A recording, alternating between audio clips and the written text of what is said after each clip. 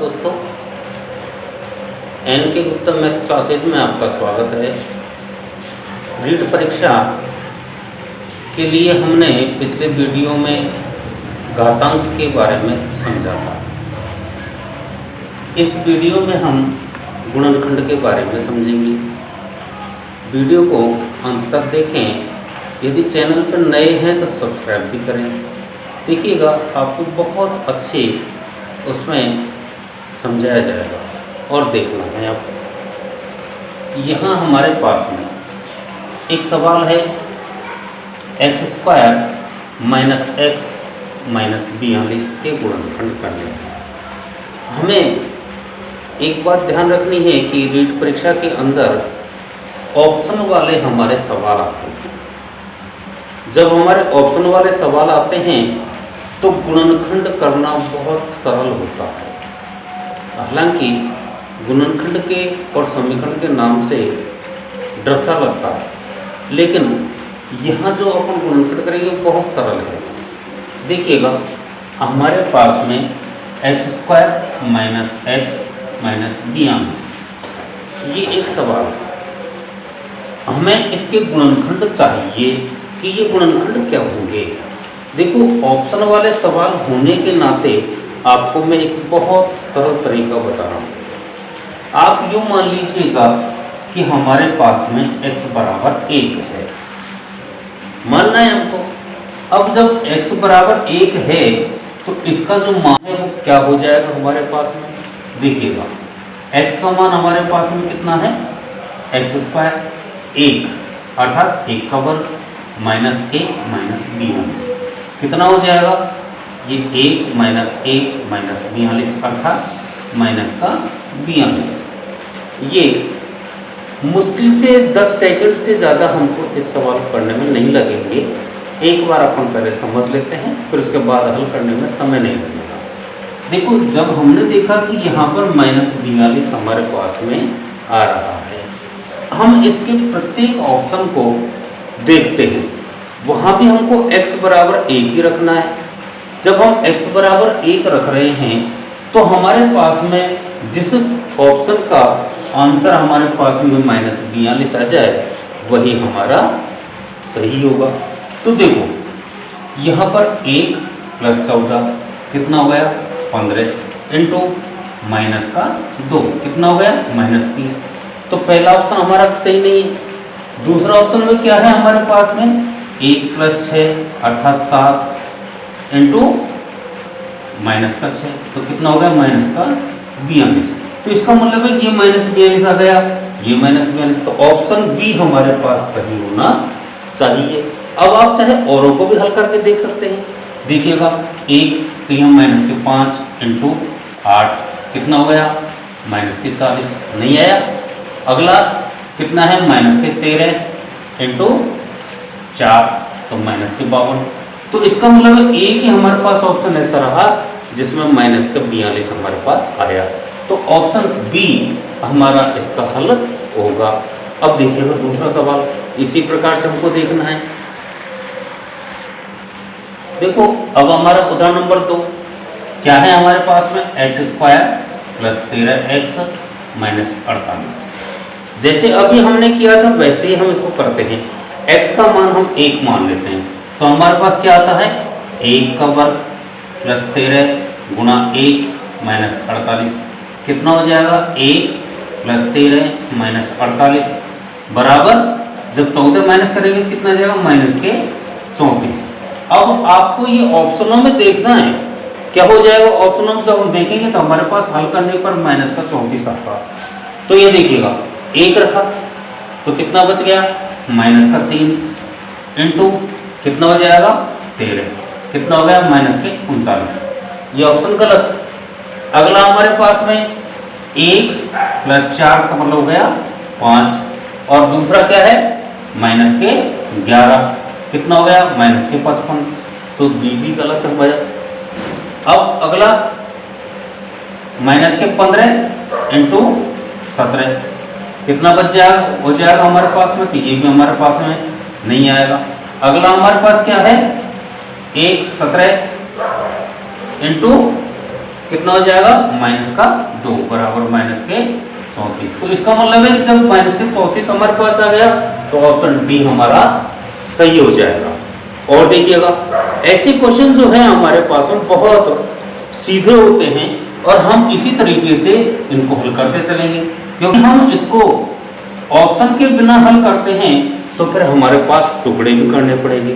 देखो आपको मैं इसी सवाल को बता देता हूं कि जैसे हमारे पास में एक्स स्क्वायर माइनस प्लस के 13x माइनस 48, जब हम इसके टुकड़े करते हैं तो हम कैसे करते हैं, क्योंकि जब टुकड़े किए जाते हैं तो ये जो बाद वाला जो चर राशि का हमारे अचर राशि का जो निशान है उसको हमको देखना होता है। यह माइनस का 42 है, तो इसका मतलब है कि हमारे जो टुकड़े होंगे वो एक प्लस में होगा और एक माइनस में होगा, क्योंकि घटाना पड़ेगा। अब घटाने के लिए हमारे पास में इस बीच वाली संख्या में बड़ा एक संख्या हमारे पास बड़ी होनी चाहिए। अब देखो जब हमारे पास एक संख्या बड़ी होनी चाहिए, हमको क्या करना है, टुकड़े करते समय इस बात का ध्यान रखना है कि दोनों का जो गुणनफल है वो माइनस का 48 होना चाहिए। तो हम कैसे करेंगे, हम देखते हैं कि हमारे पास जो अंतर है वो कितना होना चाहिए, 13 का। आप इसको हल कर सकते हैं। तो 13 के अंतर में जिनका गुणनफल कितना, जिनका गुणनफल हमारे पास कितना आएगा 48, तो हम इसके टुकड़े करते हैं बड़ा बड़ा करके। तो 13 में 1 जोड़ेंगे 14 हो जाएगा, 14 गुणा 1 करेंगे 14 आएगा, नहीं आया हमारे पास। 15 गुणा 2 करते हैं तो 30 हो जाता है, नहीं आता है। 16 गुणा 3 करते हैं तो हमारे पास में 16 गुणा 3 करने पर कितना हो जाता है 48 आ जाता है। लेकिन हमें इस बात का पता है कि यहाँ पर ये जो संख्या 13x ये प्लस की है, तो हम इस इसको प्लस की मानेंगे और इसको किसकी मानेंगे, माइनस की। जब भी हमारे पास में ये संख्या आएगी तो हमारे पास एक संख्या 16 है और एक संख्या प्लस माइनस की 3 है, तो इनके साथ x लगा दीजिएगा। अब आप देखिएगा हमारे पास क्या हो गया, x प्लस 16 और x माइनस 3 आ रहा है नहीं आ रहा हमारे पास उत्तर से। तो ऐसे हम इसको सीधे भी हल कर सकते हैं। एक तरीका हमारे पास में टुकड़े करके हम अलग अलग कॉमन लेकर के भी हल करते हैं। तो जैसे अभी अपन ने 16 और माइनस का 3 दोनों टुकड़े किए, तो यहाँ इसको हम हल भी लिख सकते हैं। कैसे लिखेंगे, x square plus 16x minus 3x minus 48। अब क्या करना है, हमको कॉमन लेना है। जब हम कॉमन ले रहे हैं तो हमारे पास क्या हो जाएगा, x हमने कॉमन लिया और क्या बच गया x प्लस 16 माइनस का 3 कॉमन लेंगे इसमें, तो हमारे पास यहाँ x और ये माइनस क्या हो जाएगा प्लस। अब देखिएगा जब 3 का भाग इसमें देंगे तो हमारे पास 16 बार चला जाएगा। अब हम देख रहे हैं ये x प्लस 16 इसमें भी है और x प्लस 16 इसमें भी है, तो हम इन दोनों को कॉमन ले लेते हैं। हमारे पास क्या आ जाएगा, x प्लस 16 और दूसरे में x माइनस 3। अब देखो आपको शायद बहुत अच्छी तरह समझ में आया होगा, एक बार और देख लीजिएगा इसको, क्योंकि हम इस बात को जानते हैं कि हमारे पास में यहाँ x square minus 13 plus 13x minus 48, जब हम इसके टुकड़े करेंगे तो हमारे पास कितने हो जाएंगे, 16x माइनस 3x। और आगे हमने कॉमन लेकर के इसको हल किया है, दो दो के जोड़े बनाए और इसको हल कर दिया, तो हमारे पास ये उत्तर हमको प्राप्त हो गया। अब एक सवाल आप और हमारे देखिएगा, कभी कभार हमारे सामने कुछ ऐसे सवाल आते हैं जो हमको कई बार भ्रमित कर देते हैं।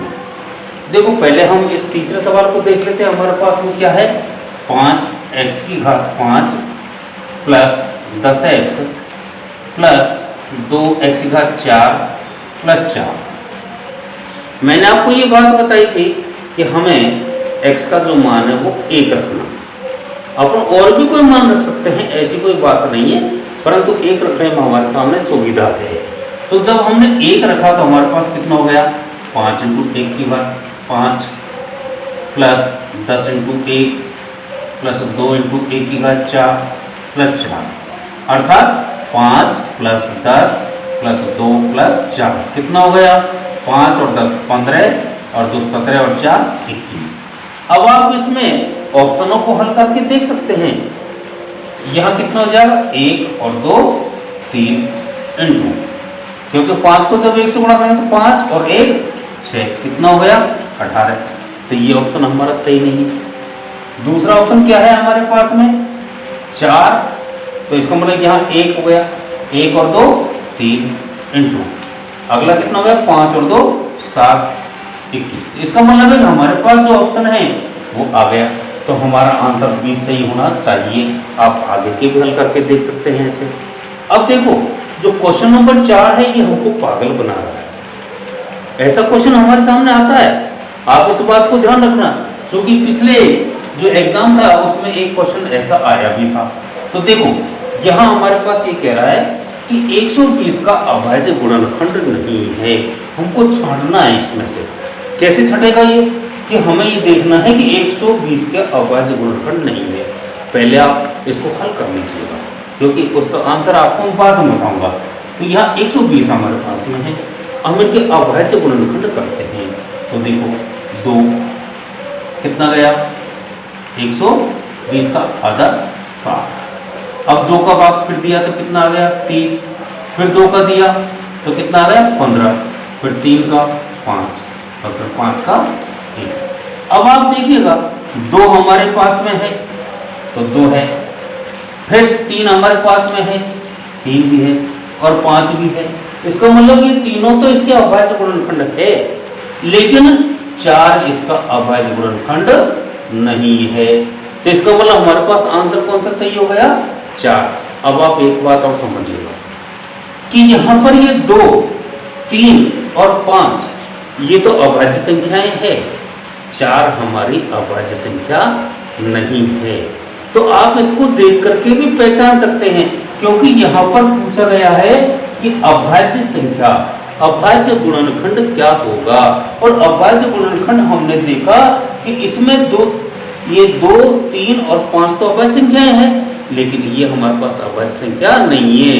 तो इसका मतलब है कि यही इसका उत्तर होगा। ऐसे हम इनको और आसानी से कर सकते हैं। आप एक सवाल और देखेंगे, आपने यदि हमारी वीडियो पिछले देखे नहीं है तो आप डिस्क्रिप्शन में जाकर के और लिंक को देख सकते हैं। लिंक खोल करके आपको और वीडियो भी मिल जाएंगे उस पर। अब देखो हमारा अगला जो उदाहरण है, क्वेश्चन है x² + 17x + 72 बराबर 0 हो तो x का मान होगा। देखो ऐसे जो क्वेश्चन है आपको बहुत ज़्यादा हमारे परीक्षाओं में आते हैं। यहाँ हमारे पास में है x² + 17x + 72 बराबर 0। अब हमें क्या करना है कि ये हमारे पास क्वेश्चन है, बराबर 0 हमको लाना है, शून्य ज्ञात करना है इसका। तो यहाँ पर हमने देखा कि ये 72 हमारे पास में है और ये 72 किसके हैं प्लस के। तो अब हमारे पास टुकड़े करने हैं, टुकड़े हम किसके करेंगे 17 के। तो यहाँ क्या है कि प्लस का है, अब प्लस का होने की वजह से हमारे जो टुकड़े होंगे वो क्या होंगे छोटे होंगे, और दोनों ही टुकड़े किसमें होंगे प्लस में होंगे। अब आप इस बात को ध्यान रखें कि जब दोनों टुकड़े प्लस में होंगे तो हमारे पास क्या आ जाएगा, देखिएगा हम इस बात को जान रहे हैं कि यहाँ 9 × 8 करने पर हमारे पास 72 प्राप्त हो जाता है, और 9 और 8 को जोड़ने पर हमारे पास 17 प्राप्त हो जाता है। अब आप इस बात को देखें कि ये दोनों किसके होने चाहिए, क्योंकि यहाँ पर दोनों जो ये 17 है ये हमारे पास किसका है प्लस का। तो ये दोनों निशान किसके आएंगे हमारे पास में प्लस के।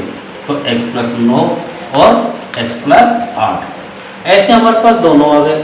हमें इस बात का पता है कि बराबर 0, जब ये बराबर के दूसरी ओर जाते हैं अर्थात x + 9 बराबर 0 और x + 8 बराबर 0। हमने क्या किया है, देखो ये जो क्वेश्चन आपको हल किया जा रहा है ये इस टुकड़े के आधार पर किया जा रहा है। तो आप इसको देख सकते हैं कि ये हमारे पास आंसर आ गया। हम जब दूसरे पक्ष में भेजेंगे तो क्या हो जाएगा, ये दोनों संख्या हमारे पास किसकी हो जाएगी माइनस की। तो देखिएगा x का मान क्या आ गया -8 या -9। तो कौन सा हमारा ऑप्शन हो गया सी। ऐसे हमारे पास में हम इसको कर सकते हैं। देखो ये छठा नंबर का जो उदाहरण हमारे पास में है, मैंने आपको ऐसे 4-5 उदाहरण बता दिए हैं, फिर भी एक उदाहरण घात 3 वाला हमारे पास में है। आपको वैसे ही करना है क्योंकि ऑप्शन हमारे पास में है। आप देखिएगा 1 2 3 और 4, चूंकि हमने x का मान 1 रख लिया और जब एक के ऊपर कितनी भी घातें चढ़ाओ उसका मान हमारे पास एक ही आएगा। तो हमारे पास कितना हो गया, एक की घात 3 प्लस 1 का वर्ग प्लस 1 प्लस 1 बराबर 4। अब आप इसमें हल करके देख सकते हैं कि कौन सा ऑप्शन हमारे पास ऐसा है जिसका मान हमारे पास 4 आ रहा है। देखो 1 प्लस 1 कितना हो गया 2, और ये कितना हो जाएगा 1 और 1 2, 2 दूनी 4, तो कितना आ गया 8। तो पहला ऑप्शन हमारा सही नहीं है। दूसरा, 1 में से 1 घटाएंगे तो 0, और यहाँ पर कितना हो गया 1 और 1 2, तो हमारे पास 0 हो जाएगा। सी ऑप्शन में क्या है, 1 में से 1 घटाएंगे तो 0 इंटू यहाँ भी 0, तो ये 0 हो गया। अब बचा चौथा ऑप्शन, उसको भी देख लेते हैं हमारे पास। तो 1 प्लस 1 का मतलब 2, और यहाँ होगा 1 प्लस 1 2, 2 दूनी 4, तो हमारा ऑप्शन कौन सा हो गया, बी हमारा सही हो गया। अब देखिएगा, आप अगर वीडियो देखें और तो बहुत अच्छी बात है, वीडियो को पूरा देखना, लास्ट तक देखना, ताकि आपको और भी वीडियो और अच्छी मिल सके। धन्यवाद।